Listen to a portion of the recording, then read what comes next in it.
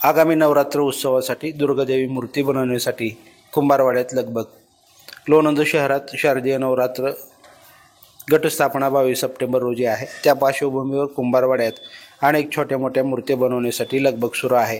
तसेच प्रत्येक प्रभागात तरुण कार्यकर्ते नवरात्र उत्सवासाठी सज्ज झाले असून पत्राशेडची उभारणी करणे युद्धपातळीवर सुरू आहे। मूर्त्यांचे बाजारभाव 1000 पासून ते 20,000 पर्यंत निघाले असल्याने मंडळांनी खरेदी करण्यासाठी कुंभारवाड्यात गर्दी करू लागली आहेत। नवरात्र उत्सव काळात कायदा सुव्यवस्था राखण्यासाठी मंडळाने पोलीस स्टेशनला सहकार्य करावं असं आवाहन देखील पोलीस ठाण्याचे सहाय्यक पोलीस निरीक्षक सुशील भोसले यांनी केले आहे। लाईव्ह महाराष्ट्र झोन न्यूजसाठी दिलीप वाघमारे। ताजे अपडेट जाणून घेण्यासाठी लाईव्ह महाराष्ट्र झोन न्यूजच्या यूट्यूब चॅनलला सबस्क्राईब करा, तसेच बेल आयकॉनवरती क्लिक करा। पाहूयात काही दृश्ये।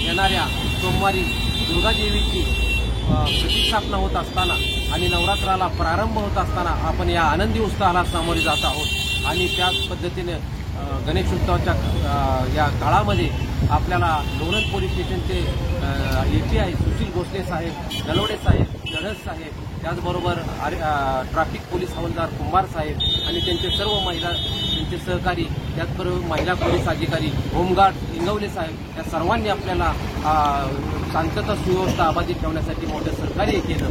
त्याचबरोबर आता येणाऱ्या नवरात्राच्या या काळामध्ये आपण सर्वजण मिळून चांगल्या पद्धतीने आनंदाने हा सण साजरा करू, उत्सव साजरा करू।